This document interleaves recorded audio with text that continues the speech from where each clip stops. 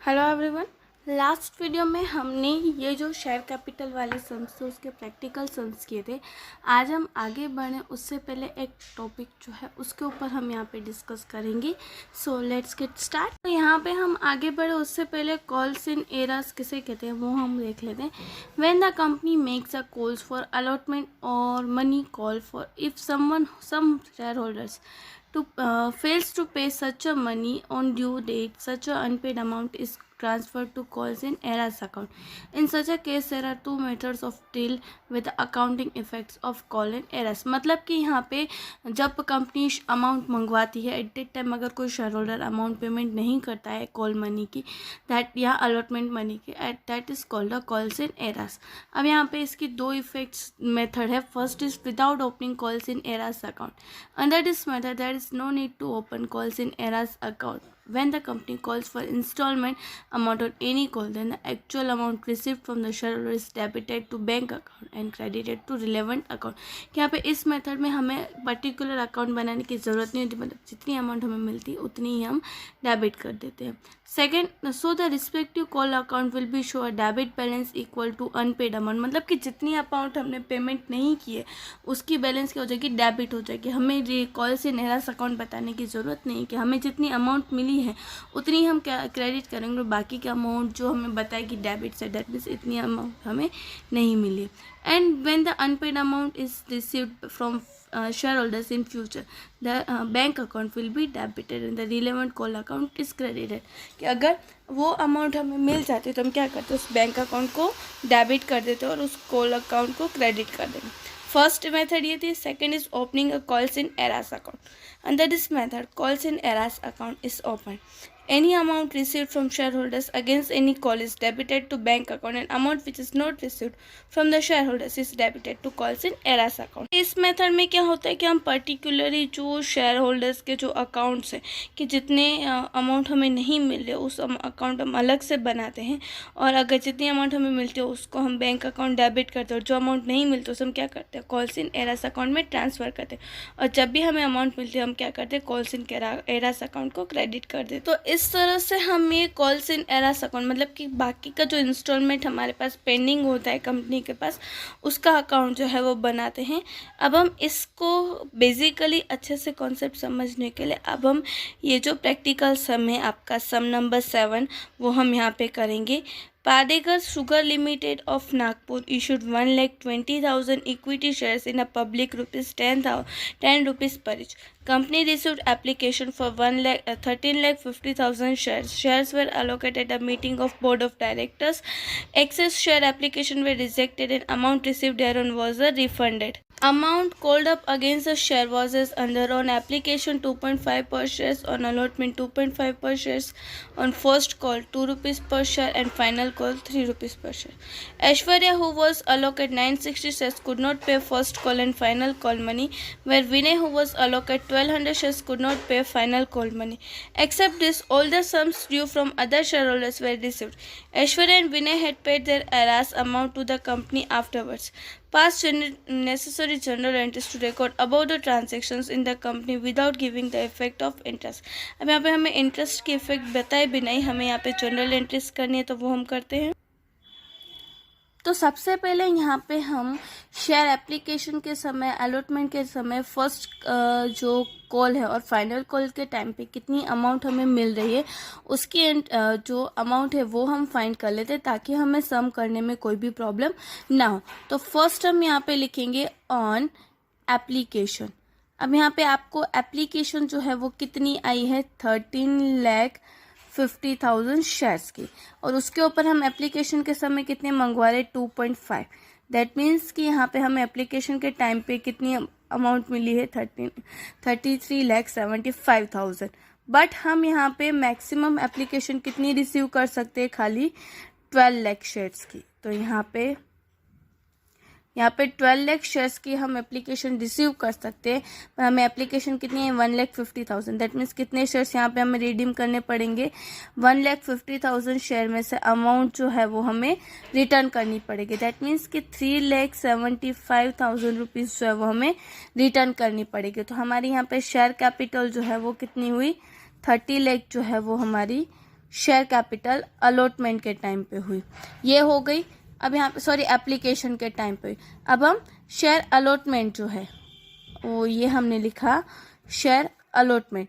तो share allotment के time पे हमें मिल रहे हैं 12 लाख शेयर्स के ऊपर, यहाँ पे हमें मिल रहे हैं 2.5, दैट मीन्स 30 लाख रुपीस जो है वो हमें यहाँ पे अगेन जो है फिर से हमें यहाँ पे अलॉटमेंट के टाइम पे मिल रहे हैं। अब फर्स्ट कॉल में यहाँ पे आपको क्या लिखा हुआ है कि 12 लाख शेयर्स के ऊपर हमें यहाँ पे कितने मिलने चाहिए थे।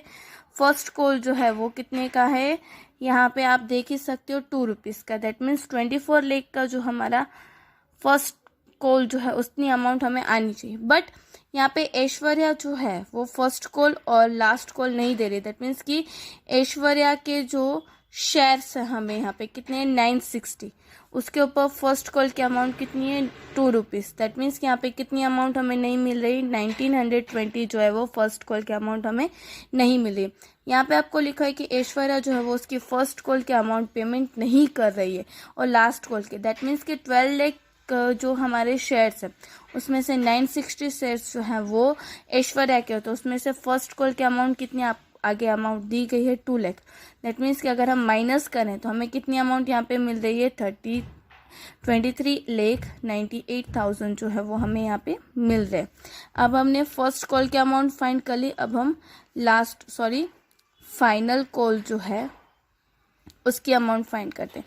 अब फाइनल कॉल के टाइम पे हम कितनी अमाउंट मंगवा रहे हैं 3 रुपीज़ पर शेयर, दैट मीन्स कि यहाँ पे 12 लाख शेयर्स के ऊपर अमाउंट जो है वो है 36 लाख हमें मिले। बट यहाँ पे आपको क्या लिखा हुआ है कि जो हमारे ऐश्वर्या के 960 शेयर्स और प्लस में विनय के 1200 शेयर्स जो है उसके ऊपर यहाँ पे हमें फाइनल कॉल की अमाउंट नहीं मिल रही है, दैट मीन्स टोटल कितने शेयर्स हुए 2110 शेयर्स के ऊपर हमें यहाँ पे 3 रुपीज़ के अकॉर्डिंग फाइनल कॉल की अमाउंट नहीं मिल रही है, दैट मीन्स कितनी हुई यहाँ पे 6480 रुपीज़ यहाँ पे नहीं मिल रहे। तो बाकी के 35,93,520 रुपीज़ जो है वो हमें यहाँ पे फाइनल कॉल के मिल रहे हैं। ये मुझे कैसे पता चला, आपको समय लिखा हुआ है कि ऐश्वर्या और विनय, ऐश्वर्या जो है वो फर्स्ट कॉल की अमाउंट और लास्ट कॉल की अमाउंट जो है वो नहीं दे रही है, दैट मीन्स कि फर्स्ट कॉल में भी इतनी अमाउंट नहीं मिली और लास्ट कॉल में भी हमें नहीं मिले। और एज वेल यहाँ पे जो विनय है उसने 1200 शेयर्स के ऊपर यहाँ पे अमाउंट नहीं दिए, तो 1200 के शेयर्स और प्लस में जो ऐश्वर्या के 960 शेयर्स, इस तरह से 2160 शेयर्स पे हमें अमाउंट नहीं मिल रही है। तो यहाँ पे ये हमने सारी कैलकुलेशन जो है वो कर ली। अब हम इसे स्टेप वाइज जो इसकी जनरल एंट्रीज करते हैं। तो यहाँ पे अगर हम इसकी जनरल एंट्री करेंगे तो फर्स्ट एंट्री क्या होगी एप्लीकेशन की, तो वो क्या होगी बैंक अकाउंट डेबिट। अब एप्लीकेशन के टाइम पे हमें कितने मिल रहे 33,75,000, यहाँ पे हमने लिखा 33,75,000 to equity share application account. सबसे पहले तो हमें जो एप्लीकेशन की अमाउंट मिल रही है उसको हम बैंक अकाउंट में डेबिट करेंगे। सेकेंड एंट्री क्या होगी कि जो शेयर एप्लीकेशन के अमाउंट में से कितनी अमाउंट जो है वो हम शेयर कैपिटल की रख रहे हो, कितनी हम रिफंड करें। तो यहाँ पे हमने लिखा equity share application account debit 33,75,000 to, इसमें से कैपिटल हमारी कितनी हुई 30 लाख, तो यहाँ पे हम लिखेंगे to equity share capital account कितने आएंगे 30 लाख एंड टू बाकी के जो है वो हम रिफंड करें, दैट मीन्स कि टू बैंक अकाउंट क्रेडिट ₹3,75,000। और नरेशन यहाँ पे हम क्या लिखेंगे 12 being amount section 12 lakh equity shares application transfer to capital account and remaining amount is refunded. ये हुई सेकेंड 2 एंट्रीज। अब हम थर्ड एंट्री यहाँ पे करेंगे अलॉटमेंट की, तो यहाँ पे हम लिखेंगे equity share allotment account debit ₹30 lakh to, अब हम अलॉटमेंट के टाइम पे ये अमाउंट मंगवा रहे हैं तो equity share capital account 30 lakh, ये हमने अमाउंट मंगवाई है। अब हमें ये पूरी अमाउंट मिल गई है, तो यहाँ पे क्या होगी entry, bank account debit 30 lakh to equity share allotment account credit 30 lakh. तो इस तरह से यहाँ पे हमें अलॉटमेंट की अमाउंट मिल गई। अब हम फर्स्ट कॉल मंगवा रहे हैं, तो फर्स्ट कॉल के टाइम पे हम लिखेंगे equity share first call account debit. First call के अमाउंट हम कितनी मंगवाने वाले हैं यहाँ पे 24 लाख, जो हमने आगे कैलकुलेशन कर ली है। To equity share capital account ₹24 lakh. अब यहाँ पे जैसा कि हमने लास्ट अभी देखा कि 24 लाख में से हमें 1920 रुपीज़ नहीं मिल रहे, तो वो हमारे लिए क्या हुआ, कॉल्स इन एरास। तो बाकी के अमाउंट यहाँ पे मिल रही है, तो हम इस तरह से लिखेंगे बैंक अकाउंट डेबिट। अब यहाँ पे हमें 960 शेयर्स पे नहीं मिल रहे हैं, दैट मीन्स बाकी के कितने होंगे 11,99,040 शेयर्स के ऊपर हमें मिल रहे हैं 2 रुपीज़ के अकॉर्डिंग। दैट मीन्स यहाँ पे हमें अमाउंट कितनी मिल रही है 23,98,000 जो है वो हमें मिल रहे हैं। फिर calls in arrears account debit कितने नहीं मिल रहे हैं हमें यहाँ पे 1922। Equity share first call account credit 24 lakh. यहाँ पे हमने फर्स्ट कॉल की एंट्री कर ली, अब हम लास्ट कॉल की एंट्री करेंगे। इसी तरह से equity share final call account debit 36 lakh to equity share capital account 36 lakh. अब यहाँ पे इस 36 लाख में से हमें 2160 शेयर्स के ऊपर अमाउंट नहीं मिल रही है। दैट मीन्स कि यहाँ पे 6480 नहीं मिल रहे, तो बाकी 35,93,520 हमें मिल रहे हैं। तो हम यहाँ पे लिखेंगे बैंक अकाउंट डेबिट 35,93,520। फिर calls in arrears account debit 6,480 to equity share final call account 36 lakh. तो इस तरह से यहाँ पे हमने एंट्री कर दी, और यहाँ पे आपको लिखा हुआ है कि ये जो कॉल्स इन एरास जो हैं बाकी की जो अमाउंट रह जाती है वो अमाउंट जो है वो दोनों जो शेयर होल्डर्स है वो पेमेंट करें। That means 6,480 and 1,920, that means total यहाँ पे 8,400 जो है वो पेमेंट कर रहे हैं। तो यहाँ पे हमारी एंट्री क्या होगी इसकी, bank account debit 8,400 to calls in arrears account credit 8,400, क्योंकि यहाँ पे आपको लिखा हुआ है कि लास्ट में ये जो इंस्टॉलमेंट जो है वो दोनों पेमेंट कर ही रहे। तो हमने यहाँ पे सारी एंट्रीज इस तरह से की। उसके बाद यहाँ पे कॉल्स इन एरास के बाद एक और पॉइंट आपको आता है कॉल्स इन एडवांस। ये आपको एग्जाम में नहीं आने वाला है, बट हम यहाँ पे आपकी बेटर अंडरस्टैंडिंग के लिए ये जो इन्फॉर्मेशन है वो लेंगे। If there is a provision in article of association a company can receive in advance a part और whole of the uncalled amount. In such a case is called the uncalled amount is received by a company in advance. The shareholders the same is credited to call in advance account। यहाँ पे कुछ shares ऐसे हो कि जो हमें application पहले से एडवांस में मिल जाते हैं, तो वो हमारे लिए क्या है कॉल्स इन एडवांस अकाउंट। उसकी जनरल एंट्री क्या होती है, share application account debit to share capital account to share allotment account and to calls in advance account. तो इस तरह से यहाँ पे उसकी जनरल एंट्री जो है वो भी होती है। And when the share call money is received in advance with the share allotment the following entry is pass, कि अगर अलॉटमेंट के टाइम पे हमें मिलते हैं तो bank account debit to share allotment account credit and to calls in advance advance account credit. और अगर यहाँ पे जो ड्यूज़ हमें मिली है उस ड्यूज़ को हम उस ड्यूज़ के अकॉर्डिंग अगर हमें एडवांस में अमाउंट मिलती है तो यहाँ पे क्या लिखेंगे, कॉल्स इन एडवांस। जो अमाउंट हमें एडवांस में मिली है वो ड्यू हो जाती है, मतलब कि मिल जाती है पहले, अब हमें उसका टाइम आ जाता है कि वो अमाउंट क्रेडिट करने का। तब हम क्या करेंगे, कॉल्स इन एडवांस अकाउंट को डेबिट कर देंगे और जो respective call, suppose first call के अमाउंट हमें अलॉटमेंट के टाइम पे मिल गई तो फर्स्ट कॉल का अकाउंट क्रेडिट कर देंगे और जो एडवांस की अमाउंट उसे हम डेबिट कर देंगे। पे कॉल्स इन एडवांस पे हम डिविडेंड नहीं देंगे, इक्विटी शेयर एक लायबिलिटी का पार्ट है इसलिए हम लायबिलिटीज़ के अंदर लिखेंगे। और अगर कंपलसरी जो इंटरेस्ट देना ज़रूरी है 12% पर एनम इंटरेस्ट जो है कॉल्स इन एडवांस के ऊपर देना ज़रूरी होता है। तो ये हमने कॉल्स इन एडवांस के बारे में भी यहाँ पे इंफॉर्मेशन ले ली। अब हम उसी का ही एक जो सम है वो यहाँ पे सम नंबर 8 जो है वो हम करेंगे। चौधरी आर्गो कंपनी और of viceroy issued 5 lakh equity shares ₹10 each or to the public.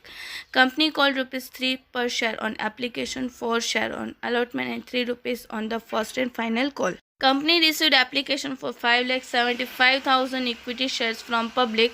Excess application were rejected and money paid on them was refunded.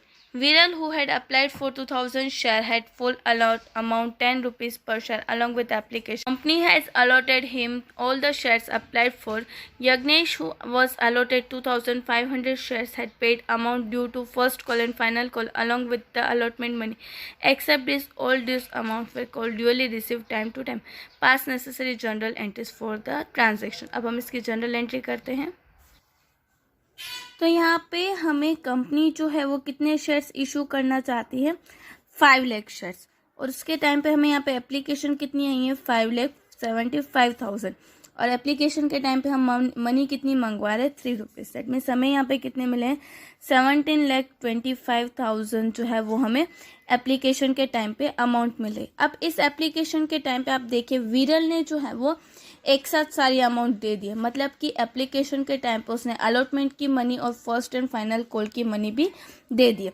That means कि यहाँ पे विरल की कितनी अमाउंट जो है, फर्स्ट तो है जो अलॉटमेंट की मनी कि 2,000 शेयर्स जो है वो विरल के, उसमें अलॉटमेंट की मनी यहाँ पे है ₹4। तो इसमें यहाँ पे वो भी हमारे लिए ऐड हो जाएंगे।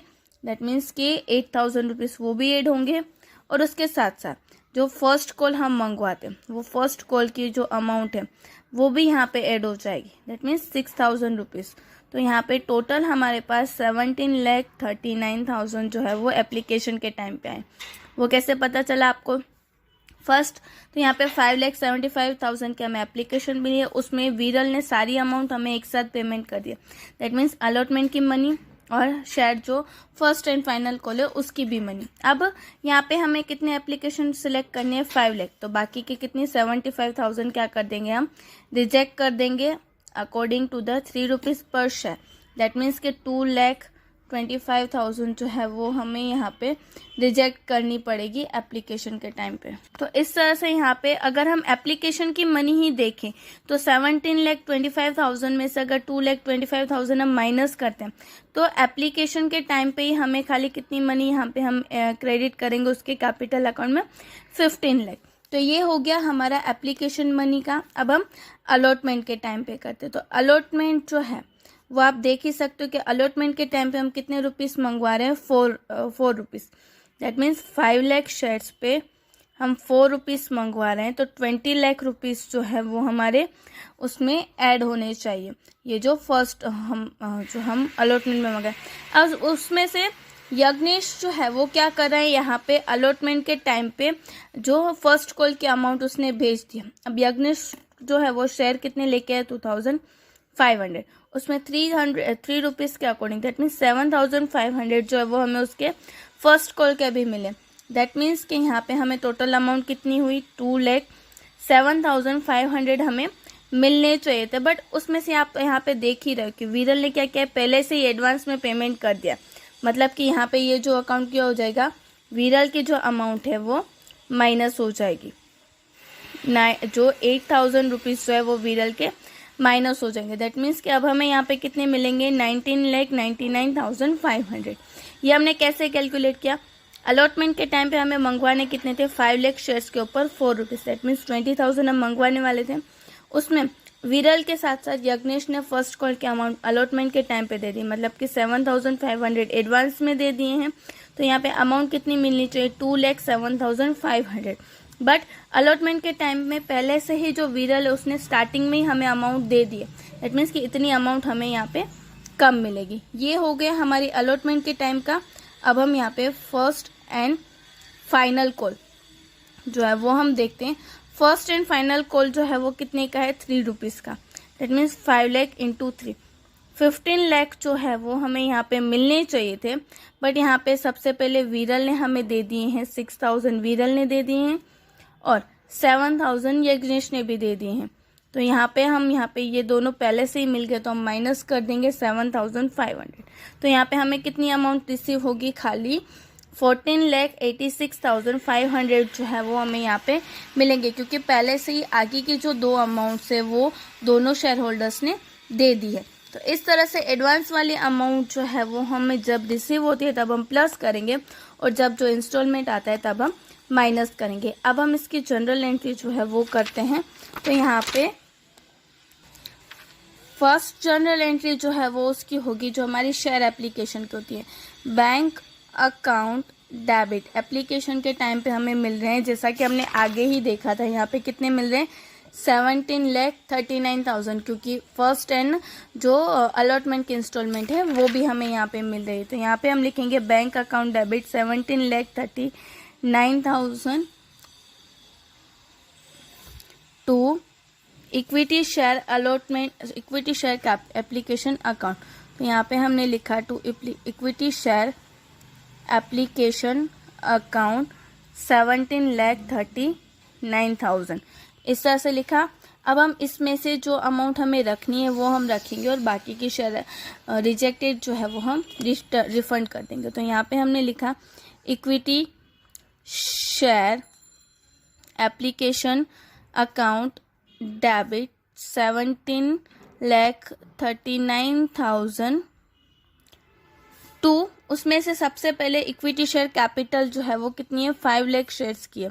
तो यहाँ पे हमने लिखा equity share capital account 5 lakh shares into 3, that means share capital में जाएंगे 15 लाख टू फर्स्ट कॉल के अमाउंट जो प्री रिसीव जो है वो हमें शेयर अलॉटमेंट मिले हैं वो है 8,000, दैट मीन्स यहाँ पे हम लिखेंगे pre received allotment amount account ₹8,000।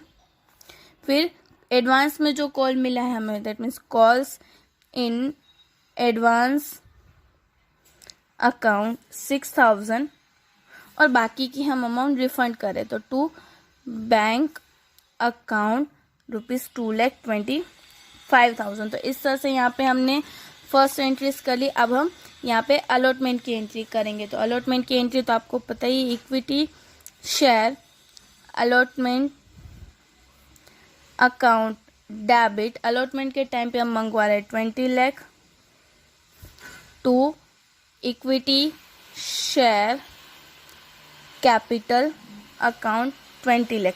अब यहाँ पे हमें मिलेंगे कितने, जैसा कि आपको पता ही है कि 8,000 रुपीज़ माइनस होके मिलेंगे और जो एडवांस में हमें यहाँ पे मिल गया उसकी भी एंट्री करनी। तो सबसे पहले हम यहाँ पे लिखेंगे बैंक अकाउंट डेबिट। यहाँ पे एडवांस में हमने किया था, हमें कितने मिलेंगे यहाँ पे 19,99,500। तो यहाँ पे हम लिखेंगे 19,99,500। फिर यहाँ पे जो हमें पहले से ही मिल गया था, वो एडवांस में जो इंस्टॉलमेंट मिल गया था वो हम लिखेंगे pre received equity share allotment account debit 8,000 जो हमें एडवांस में मिल गया था to equity share allotment account जो है वो हम क्लोज कर देंगे 20,000, क्योंकि इतनी अमाउंट तो हम 20 लाख जो हमें पहले से ही मिल गई है और बाकी के 7,500 जो हमें एडवांस में मिले। तो यहाँ पे हमने लिखा कॉल्स इन एडवांस 7,500। उसके बाद अब हम यहाँ पे फर्स्ट कॉल जो है वो मंगवा रहे हैं। तो यहाँ पे हमने लिखा equity share first and final call account debit, कितना मंगवा रहे हैं 15 लाख का to equity share capital account, तो यहाँ पे हमने लिखा to equity share capital account 15 lakh. अब यहाँ पे ये अमाउंट हमें मिल रही है तो हमने लिखा बैंक अकाउंट डेबिट। अब यहाँ पे बैंक के पास से आपको देखा ही था हमने, यहाँ पे कितने मिलेंगे 14,86,000, क्योंकि बाकी का अमाउंट पहले से हमें मिल चुकी है इसलिए 14,86,500। और यहाँ पे हम लिखेंगे कॉल्स इन एडवांस, जो हमें पहले से ही मिल चुके हैं उसके अकाउंट को हम डेबिट करेंगे। Calls in advance account debit 13,500 to equity share first and final call account credit, यहाँ पे अमाउंट आएगी 15 लाख। तो इस तरह से यहाँ पे हमने फर्स्ट एंड फाइनल कॉल की अमाउंट भी जो माइनस कर दी। यहाँ पे जनरल एंट्री में जो अमाउंट हमें मिल रहा है उसे हम क्रेडिट करेंगे और जो रिस्पेक्टिव अकाउंट में उसकी एंट्रीज होने वाली वो अकाउंट को हमने डेबिट किया। इस तरह से यहाँ पे ये हमने सॉल्व किया सारा सम। आपको यहाँ पे आपके होम असाइनमेंट में ये जो दोनों सम्स आज हमने किए हैं वो दोनों सम्स आपको आपकी नोटबुक में लिखने और उसके साथ साथ जो हमने calls in eras and calls in advance की जो थियरी देखी वो लर्न करनी है। नेक्स्ट वीडियो में अनदर टॉपिक के साथ मिलेंगे। Thank you.